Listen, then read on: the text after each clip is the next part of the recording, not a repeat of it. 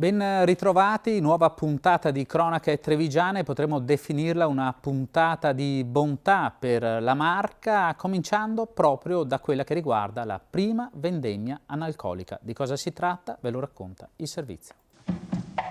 È stato il presidente della Regione Veneto, Luca Zaia, ad aprire ufficialmente la prima vendemmia analcolica che si è tenuta nell'azienda Iris Vigneti di Mareno di Piave. Un mosto di uva glera non pastorizzato addizionato di anidride carbonica. Stiamo parlando di Bella Alcohol Free, spumante nato da un'intuizione di Isabella Spagnolo.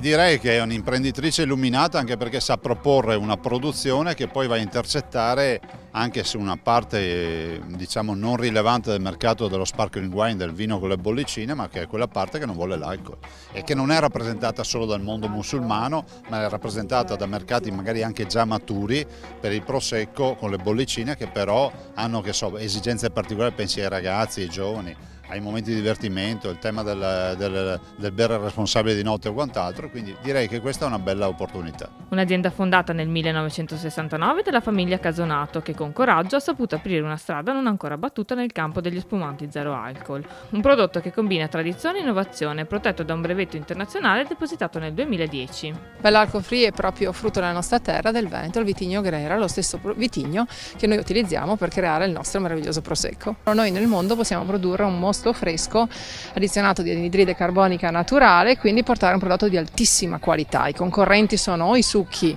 pastorizzati o i dealcolati.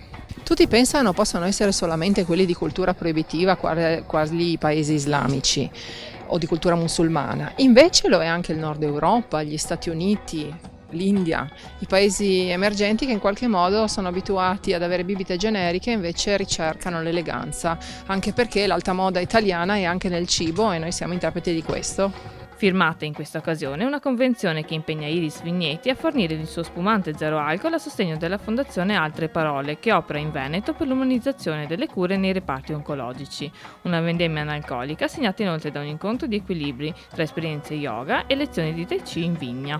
Introdurre la leggerezza o note di leggerezza in un ambito così spesso cupo è uno dei nostri compiti principali, uno degli obiettivi principali della Fondazione, e ci siamo riusciti cambiando la sala d'attesa e ci stiamo riuscendo introducendo l'arte in reparto. Se ci mettiamo qualcosa in più come la leggerezza delle bollicine è qualcosa di aggiunto ancora e per conto nostro molto importante.